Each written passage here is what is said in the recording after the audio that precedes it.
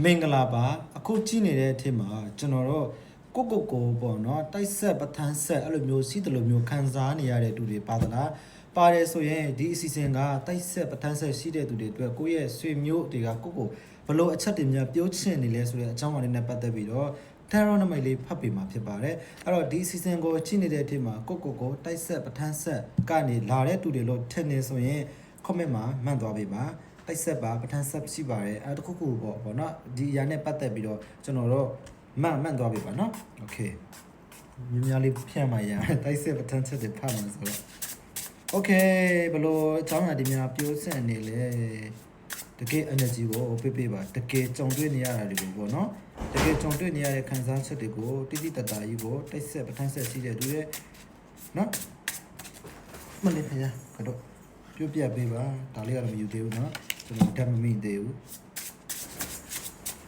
ဘလို့တွေများပြောချင်နေလဲနည်းနည်းလေးတော့အတန်လေးကတော့နည်းနည်းလေးတီးခံပေးသေးလားဘာကြောင့်ဆိုဘေးမှာအတန်နည်းနည်းစုညာနေလိမ့်မယ်ဟောကျွန်တော်ကအောက်မှာလာဖိုးပေးနေတာဆိုတော့လေကြောင်လေးတွေမွေးထားလို့ပေါ့နော်ကြောင်လေးတွေမွေးထားဆိုတူတူဆန်းဆန်းဒီနေ့မှပေါ့နော်ပြီးအိမ်မှာ dragon ဆိုတဲ့ကြောင်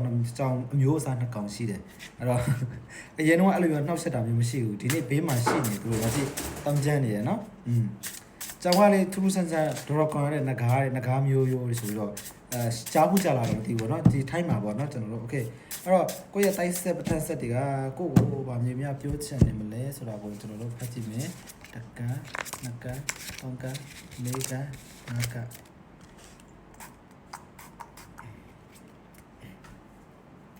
လက်ရှိမှာလေသူတို့ကလေနည်းနည်းလေးပေါ့နော်စိတ်မကောင်းစရာလေးတစ်ခုဖြစ်နေတာကိုတွေ့ရတယ်စိတ်မကောင်းဘူးပေါ့နော်ပေးချင်တယ်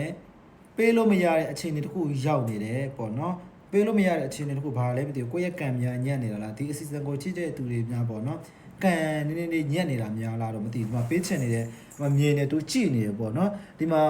ကစကားပြောနေတယ်ကွာစကားပြောနေတို့စကားပြောချင်တယ်ဒီအခွက်မှာကျငါးလေးတစ်ကောင်တွေ့တယ်ပေါ့နော်ဒါကလူဆိုတော့ဒါကျွန်တော်ဒါအတူရအထိုက်တွေကိုဖတ်တာတော့မဟုတ်ကျွန်တော်ရဲ့ intuition ကလာတဲ့အထိုက်တွေကိုဖတ်တာပေါ့နော်မြင်ရတာတော့ကျွန်တော်တို့ပေါ့နော်ရေနဲ့ပတ်သက်ပြီးတော့ပုံမြင်ရတယ်ပြီးတော့နောက်မှာလေရေတွေဆိုတော့ရေနဲ့ပတ်သက်ပြီးတော့ပြုပုံမြင်ရခုနကငကားဆိုတော့ရေနဲ့ပတ်သက်ပြီးတော့ပုံမြင်ပေးချင်တဲ့အရာလေးတစ်ခုရှိတယ်ဒါပေမဲ့ပေးလို့မရသေးဘူးတဲ့ပေါ့နော်အဲ့အတွက်ကြောင့်မလို့သူစိတ်မကောင်းဖြစ်တာလေးကိုတွေ့ရတယ်ဟာဒီမှာကြည့်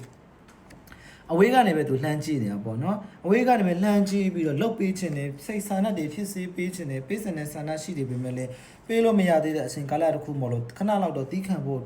ပြောစီတယ်ပေါ့နော်ပြီးတော့ထာဝါဆိုတဲ့အရာလေးတစ်ခုကြာလာထာဝါဆိုတော့ဒီ season ကိုကြည့်နေတဲ့သူတော်တော်များများကပြဿနာကြီးမားမားပြဿနာတစ်ခုအခက်အခဲတစ်ခုကိုကြုံတွေ့နေရတယ်ကြုံတွေ့နေရတဲ့အခါမှာအဲ့လိုမျိုးဆူတောင်းမိတာမျိုးပေါ့နော်ကိုယ့်မှရှိနေတဲ့တိုက်ဆက်ပဋ္ဌာန်းဆက်တွေကိုပုံကိုယ်တွေစီမှာတွားပြီးတော့ဆူတောင်းထားမိတာမျိုးအဲ့လိုမျိုးနတ်တွေဝါတွေစီမှာတွားပြီးတော့ဆူတောင်းထားမိတာမျိုးပေါ့နော်ကိုစောင်းချောင်းနေတယ်လို့ယုံကြည်ထားတဲ့သူတွေစီမှာပုံကိုယ်တွေစီမှာဆူတောင်းထားတာမျိုးတွေရှိမယ်ထင်ရင်ပေါ့နော်ကြည့်ရတာသူတို့သိတယ်သူတို့ကြားတယ်မြင်တယ်ဒါပေမဲ့လည်းလက်ရှိမှာဘာမှလုပ်ပေးလို့မရဘူးတဲ့နော်ဘာမှလုပ်ပေးလို့မရသေးတဲ့အခြေအနေတစ်ခုမှရောက်နေတယ်ဒီအခက်အခဲတွေကိုလည်းသူမြင်တယ်အခုလိုမျိုးပြဿနာတက်နေတာကိုလည်းသူတို့မြင်တယ်ကြားတယ်မြင်ရတယ်ဒါပေမဲ့ဘာမှလုပ်ပေးလို့မရသေးဘူးဆိုတာလေးကိုပြောနေတယ်ပေါ့နော်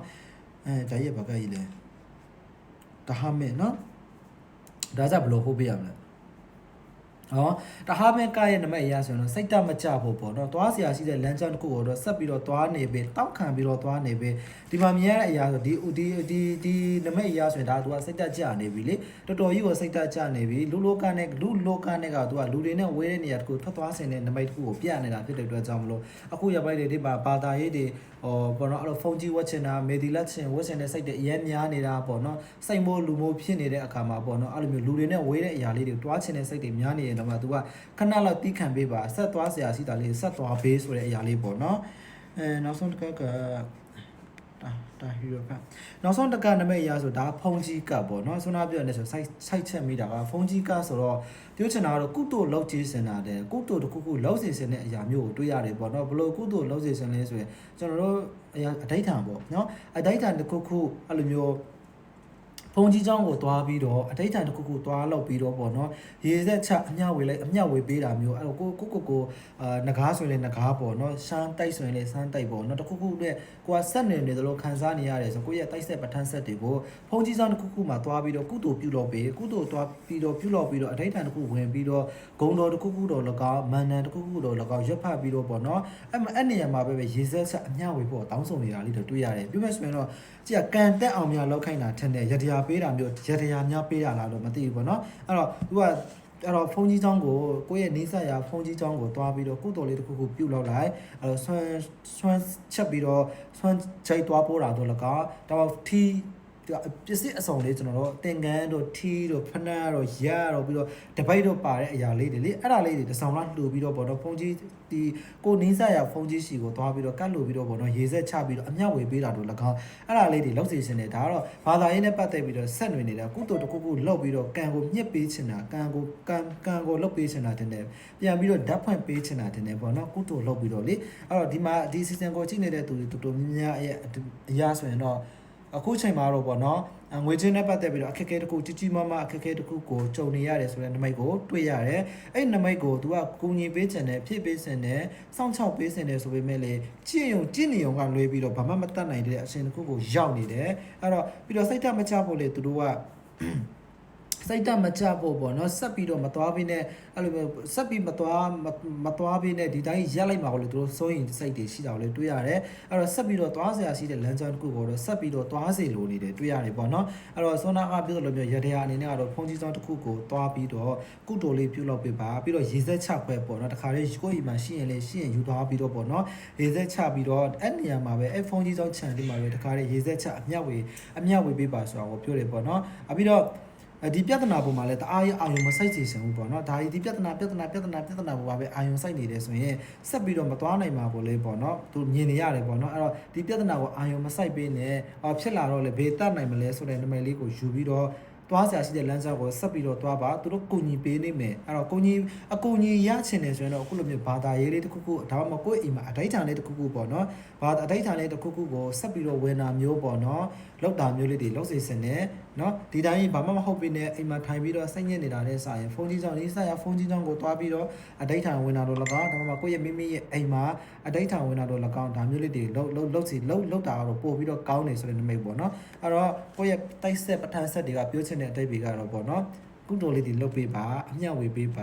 ပြီးရင်အကူအညီမှုတွေတစ်ခုပြီးတစ်ခုရလာလိမ့်မယ်လို့ကျွန်တော်ယုံကြည်ပါတယ်နော်အခုပဲချက်ချင်းခုနပဲတောင်းချမ်းနေတာအကြောင်းလေးအခုချက်ချင်းရသွားတယ်ကြည့်ဦးနော်သူပြောချင်တာလေးတွေပေါ့ဓမိတ်အရာတော့ပြောချင်တာလေးတစ်ခုပြောလို့ရသွားပြီပြောပြီးသွားပြီသူတို့ရှိမှရှိနေတဲ့ခံစားချက်ကိုပြောလို့ရသွားပြီဖြစ်တဲ့အတွက်ကြောင့်မလို့ဒါများလားမြင်လာလားတော့မသိဘူးပေါ့နော်ဒါကျွန်တော်ရဲ့တယောက်တည်းတွေးတဲ့အတွေးဖြစ်တယ်အဲ့တော့ဒီ season ကိုကြည့်နေတဲ့မိတ်ဆွေများကိုယ့်ရဲ့တိုက်ဆက်ပဋ္ဌာန်းဆက်စီကနေအကူအညီတောင်းထားတာမျိုးရှိတယ်ဆိုရင်ရလိမ့်မယ်ဒါပေမဲ့နည်းနည်းလေးတော့စိတ်ရှည်ဖို့လိုတယ်စောင့်ပေးရမယ်သူတို့ဘက်မှာလည်းအခက်အခဲလေးတွေအနည်းငယ်ရှိတာဖြစ်တဲ့အတွက်ကြောင့်မလို့သူတို့ခက်ခဲတော့မဟုတ်တော့ဘူးကိုယ့်ရဲ့အခက်အခဲဖြစ်ဖို့များတယ်ကိုယ့်ရဲ့ကန်ဆာတာတအားထိုးကျနေတာကန်ညံ့နေတာပေါ့နော်အဲ့လိုမျိုးလေးတွေဖြစ်နေတယ်ဆိုရင်နောက်ထပ်တစ်ခုကစားနဲ့ရေချိုးပေးတာမျိုးနွားနိုးနဲ့ရေချိုးပေးတာမျိုးလေးတွေလောက်စီစင်နေ